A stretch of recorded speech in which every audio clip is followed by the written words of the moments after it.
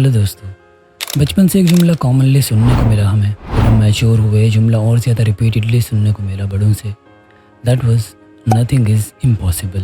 लेकिन जब बड़े हुए, प्रैक्टिकल लाइफ में एंटर हुए, स्ट्रगल शुरू की और अपने आसपास के लोगों की लाइफ को ऑब्जर्व किया, तो कुछ डाउट से आने लगे मन में इस नैरेटिव को लेकर, that if nothing is impossible is a right ideology, then why do people fail? Why failure exist? People want to navigate their life in one direction, but circumstances push them in another direction. इन सारे doubts को clear करने के लिए चीज़ों को study किया, nature के aspect से भी, ह्यूमन साइकोलॉजी के एस्पेक्ट से भी, और नेचर के जो लॉज ऑफ अचीवमेंट हैं उनके जोन ऑफ इन्फ्लुएंस में चीज़ें कैसे एग्जिस्ट करती हैं। इन सारे एस्पेक्ट में जब इस नैरेटिव को स्टडी किया तो एंड पे जाके क्लैरिटी ये मिली that nothing is impossible is an impractical ideology. इस नैरेटिव को हम अभी डीपली इवेल्युएट करते हैं तो आपको भी पता चल जाएगा कि किस तरह से ये नैरेटिव हमारे माइंडसेट को नेगेटिवली इम्पैक्ट कर रहा है और हमारी प्रोडक्टिविटी को एक लिमिटेड जोन तक लॉक कर रहा है। नेचर ने हर शख्स के अंदर कुछ ना कुछ ऐसा पोटेंशियल रखा होता है जो कि यूनिक होता है, जो कि उस पर्सन की इंडिविजुअलिटी को, उसकी पर्सनालिटी को यूनिक बनाता है दूसरे ह्यूमन से। और जो भी शख्स अपने उस पोटेंशियल को आइडेंटिफाई करके उसकी स्किल अपने अंदर डेवलप कर लेता है, वो शख्स किसी भी पीक पॉसिबिलिटी तक पहुँच सकता है अपनी एबिलिटी के रिलेटिव जोन में। लेकिन काफ़ी सारे सो कॉल्ड मोटिवेशनल स्पीकर्स ने हमारे यूथ के माइंड में एक चीज़ यहाँ पे इंजेक्ट कर दी है, confidence is everything, confidence is everything. No my dear, एक और चीज़ है जो कॉन्फिडेंस से भी ज़्यादा इंपॉर्टेंट है, जो कि कॉन्फिडेंस की प्री रिक्वायरमेंट है, और वो है clarity. Confidence without clarity cause destruction. इसे एक सिंपल सिनेरियो से समझते हैं। एक पर्सन है जो बाय बर्थ ब्लाइंड है, टोटली ब्लाइंड। उसे हम एक रूम में खड़ा करते हैं जहाँ पर लोगों की गैदरिंग है, उससे हम कहते हैं कि तुमने इस दीवार से उस दीवार तक रूम के चल के जाना है और लोगों को डिस्टर्ब भी नहीं करना। और वो कहता है yes I can do it, yes I can do it. फिर वो कॉन्फिडेंटली छलांगे मारता हुआ चलना शुरू कर देता है। What will happen? He will hurt himself and the people around him. Reason क्या है? कॉन्फिडेंस तो है उसमें, but there is no clarity, क्योंकि वो ब्लाइंड है। यही सेम सिनेरियो होता है लाइफ के अंदर। कॉन्फिडेंस तो हम सब में है, but confidence without clarity can do nothing. तो क्लैरिटी प्री रिक्वायरमेंट है कॉन्फिडेंस की। सबसे पहले आपको एक क्लियर डायरेक्शन सेट करनी है। स्ट्रगल इज़ इम्पॉर्टेंट, बट वो स्ट्रगल किस डायरेक्शन में आप कर रहे हैं, दैट इज़ मोस्ट इम्पॉर्टेंट। अब जो लोग इस नैरेटिव को, नथिंग इज़ इम्पॉसिबल के नैरेटिव को लेके चलते हैं, वो किसी भी चीज़ को शुरुआत कर डालते हैं। उन्हें इस चीज़ की कोई क्लैरिटी नहीं होती कि जो काम करने जा रहे हैं वो उनके एबिलिटी जोन में आता भी है या नहीं, और वो इसको कॉन्फिडेंस का नाम देते हैं कि भाई कॉन्फिडेंस होना चाहिए, बंदा कुछ भी कर सकता है। Put all your effort but at the end you will be standing empty handed, nothing will happen. Because आप रैंडम ऑप्शंस ट्राई कर रहे हैं and randomness never goes to excellence. हमारा डिज़ायर्ड आउटपुट हमें मिलना, इसे हम प्रोडक्टिविटी कहते हैं। और प्रोडक्टिविटी की सबसे पहली रिक्वायरमेंट ये है कि आप इनपुट वहाँ पे दे रहे हो जहाँ से आपके डिज़ायर्ड आउटपुट एक्सपेक्ट किए जा सकते हो। आप हिस्ट्री उठा के देख लें, जितने भी इम्पैक्टफुल लोग गुजरे हैं, सक्सेसफुल लोग गुजरे हैं, या आज के इरा के अंदर जितने ज़्यादा सक्सेसफुल और इम्पैक्टफुल लोग मौजूद हैं, आप उनका बैकग्राउंड स्टडी कर सकते हैं। उन सब लोगों के अंदर आपको एक चीज़ कॉमनली देखने को मिलेगी कि उन सब ने अपने एबिलिटी जोन को आइडेंटिफाई कर लिया था और उसी के अकॉर्डिंग उन्होंने स्किल अपने अंदर डेवलप की। Then they devoted themselves to the process and things unfolded for them. हर शख्स किसी एक चीज़ में बेस्ट हो सकता है, लेकिन कोई भी शख्स हर चीज़ में बेस्ट नहीं हो सकता। सिंपल एक सिनेरियो से समझते हैं इसे। शुएब अख्तर, जो कि एक फेमस क्रिकेटर गुजरे हैं पाकिस्तान के, जब वो अपनी परफॉर्मेंस की पीक पर थे, किसी भी और पैशन को उन्होंने ले लिया होता कि अगर मैं इस चीज़ में बेस्ट हो सकता हूँ तो मैं किसी भी चीज़ में बेस्ट हो सकता हूँ, तो उसका रिजल्ट क्या होता? वो एक बेस्ट क्रिकेटर भी नहीं बन सकते। वो एक बेस्ट क्रिकेटर तभी बन पाए क्योंकि उन्होंने बाकी सारी चीज़ों से फोकस हटा के अपने उस एबिलिटी जोन को पूरा फोकस दिया, उसी पे अपनी एनर्जी इन्वेस्ट की, उसी पे अपना टाइम इन्वेस्ट किया, एंड रिजल्ट वाज एक्सपोनेंशियल। कोई भी शख्स जितना भी काबिल तरीन है वो किसी एक चीज़ में बेस्ट होगा, बाकी हर चीज़ में बैड होगा। कोई भी पर्सन जो एक बेस्ट डॉक्टर है वो बस बेस्ट डॉक्टर ही है। वो एक बैड इंजीनियर है, वो एक बैड पायलट है, वो एक बैड एस्ट्रोनॉट है, वो एक बैड एथलीट है, वो एक बैड कमांडो है। यानी वो एक प्रोफेशन में बेस्ट है और बाकी हर प्रोफेशन में बैड है। लेकिन ये रॉन्ग चीज़ नहीं है। वो अपने उस प्रोफेशन में इसीलिए बेस्ट बन पाया क्योंकि उसने बाकी सारे प्रोफेशंस को इग्नोर करके अपने उस एबिलिटी जोन वाले प्रोफेशन को टाइम एंड एनर्जी दी, उस पर अपना टाइम एंड एनर्जी इन्वेस्ट किया। तो लाइफ में स्ट्रगल शुरू करने से पहले आपको डायरेक्शन सेट करना ज़रूरी होता है कि आप कहाँ पे अपनी स्ट्रगल, अपना टाइम, अपनी एनर्जी इन्वेस्ट करने जा रहे हैं। और वो होनी चाहिए आपके एबिलिटी जोन, यानी आपको पता हो कि आपके अंदर क्या पोटेंशियल है। उसी पोटेंशियल के स्किल अपने अंदर डेवलप करने के लिए आपकी स्ट्रगल होनी चाहिए सारे के साथ। When you will make yourself enough capable, then things will happen for you. But आज मेजॉरिटी ऑफ यूथ उनको अगर देखते हैं तो वो नथिंग इज़ इम्पॉसिबल की आइडियोलॉजी को फॉलो करते हैं। वो कहते हैं कि लाइफ में कुछ भी कर लेंगे तो बस किसी न किसी अच्छे मुकाम पे पहुंच ही जाएंगे। This is called getting the random options and I told you randomness never goes to excellence. अगर आपको लाइफ में किसी एक रीजनेबल एक सिग्निफिकेंस पोजीशन तक पहुंचना है तो आपको अपने एबिलिटी जोन में अपने पोटेंशियल पर ही वर्क करना होगा, otherwise you have no choice. यहाँ पे दो चीज़ें और हैं जिन्हें एक्सप्लेन करना ज़रूरी है। पहली है expectations and outcomes.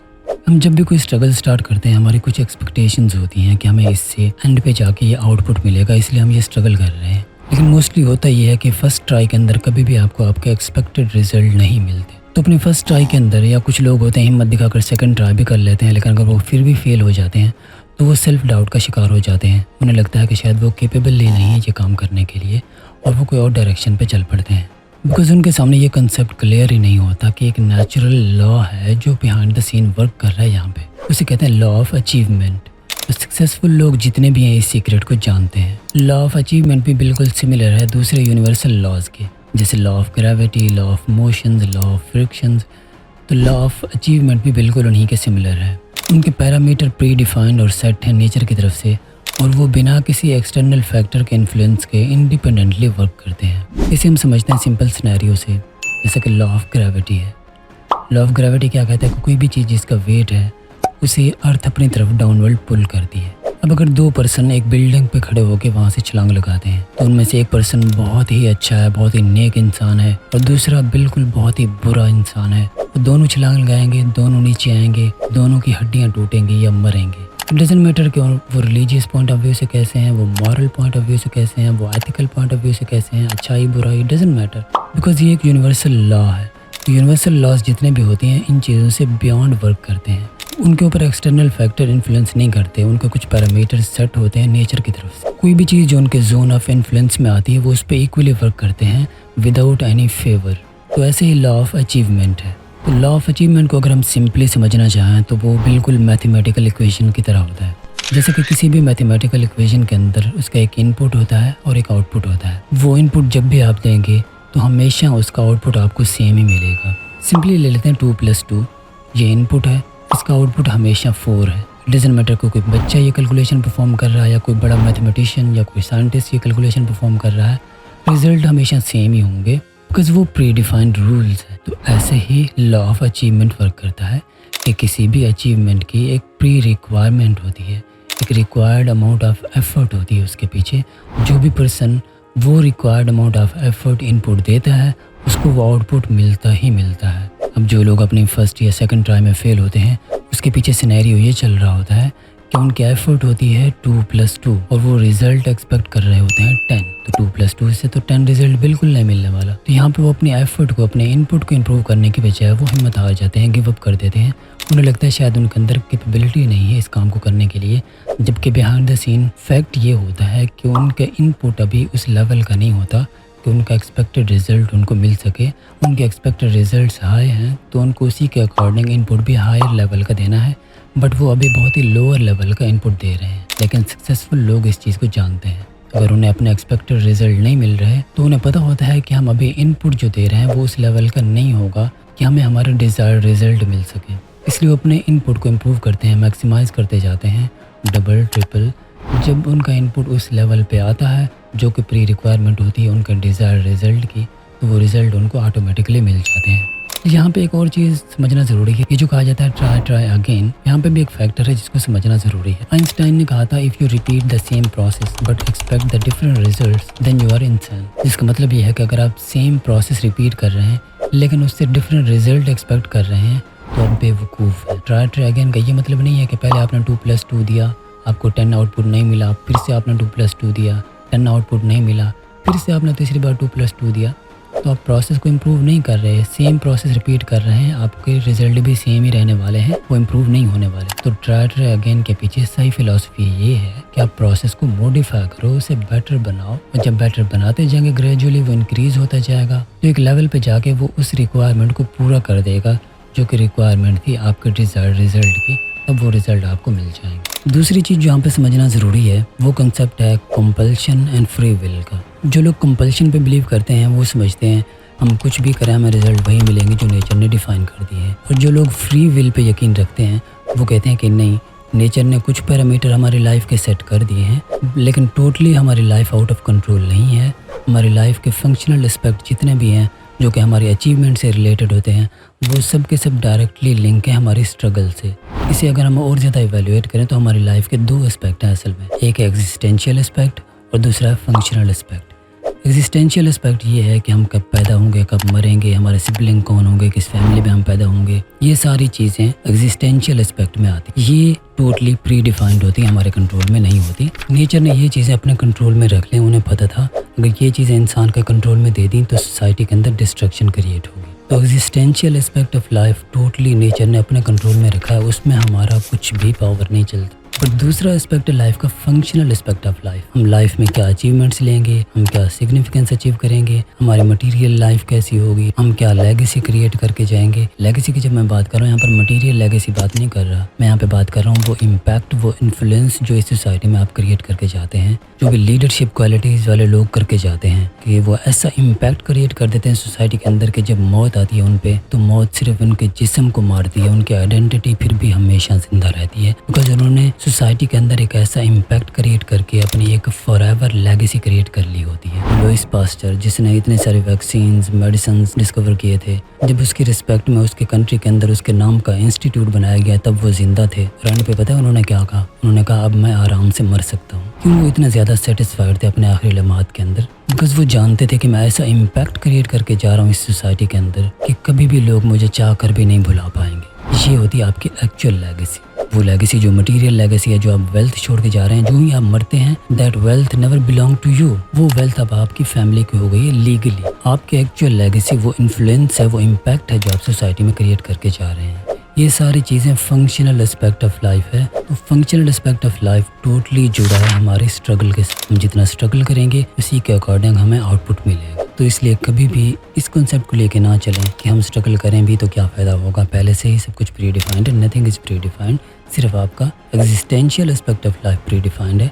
Functional aspect of life totally आपके स्ट्रगल पे डिपेंड करता है, बिकॉज रिजल्ट्स कभी भी अपने आप इंडिपेंडेंटली एग्जिस्ट नहीं करते। रिजल्ट हमेशा आउटकम होते हैं किसी प्रोसेस का, और प्रोसेस जुड़ा होता है हमारी एफर्ट से, और एफर्ट हमारे कंट्रोल में होती है। तो अपने एफर्ट के थ्रू हम प्रोसेस को मॉडिफाई कर सकते हैं, और प्रोसेस को मॉडिफाई करके उसके आउटकम्स को इनडायरेक्टली मॉडिफाई कर सकते हैं। फाइनली में अपने इस पूरे टॉपिक को समराइज़ करें तो सबसे पहले तो आपको लाइफ में डायरेक्शन सेट करनी है, अपने एबिलिटी जोन को डिफाइन करना है, और अपने एबिलिटी जोन में अपने पोटेंशियल को जब आपने आइडेंटिफाई कर लिया कि ये मेरा पोटेंशियल है, देन उसी के अकॉर्डिंग स्किल अपने अंदर डेवलप करनी है। बिकॉज आपका पोटेंशियल एक रॉ टैलेंट है। रॉ टैलेंट किसी काम का नहीं है जब तक उसके अकॉर्डिंग आप स्किल डेवलप नहीं करते। जब आप स्किल डेवलप कर लेते हैं तब आप अपने उस पोटेंशियल से सिग्निफिकेंट आउटपुट ले सकते हैं। और रैंडमनेस की तरफ कभी भी मूव नहीं करना, रैंडम ऑप्शंस कभी भी नहीं लेने कि ये भी ट्राई कर लेते हैं वो भी ट्राई कर लेते हैं। अगर आपने रैंडमनेस की तरफ मूव किया then I told you will be standing empty handed at the end, nothing will happen, because results come with appropriate effort. और दूसरी चीज़ जो मैंने आपको बताई कि अगर आपको आपका डिज़ायर्ड आउटपुट नहीं मिल रहा है अपनी स्ट्रगल के अंदर, तो उसका ये मतलब नहीं कि आपकी कैपेबिलिटी के अंदर कोई मसला है, बल्कि ये इंडिकेटर है इस बात का कि आप अभी उस मेयार का इनपुट नहीं दे रहे जो आपके एक्सपेक्टेड रिजल्ट्स की रिक्वायरमेंट पूरी कर सके। तो अपने इनपुट को, अपने एफर्ट को आपने मॉडिफाई करना है, इम्प्रूव करना है। जब वो उस लेवल पे पहुंचेगा जो कि रिक्वायरमेंट है आपके डिज़ायर्ड आउटकम की, तो वो आउटकम आपको ज़रूर मिलेगा। और तीसरी चीज़ जो मैंने आपको बताई कि फ्री विल एग्जिस्ट करती है। हमारी लाइफ का फंक्शनल एस्पेक्ट जिसमें हमारी सारी अचीवमेंट्स आती हैं वो सब का सब जुड़ा है हमारे स्ट्रगल के साथ। तो स्ट्रगल यूजलेस नहीं है। माइंड के अंदर यही चीज़ बिठा कर रखनी है कि स्ट्रगल के ज़रिए से आप रिजल्ट्स को मॉडिफाई कर सकते हैं। That's all. Thank you so much.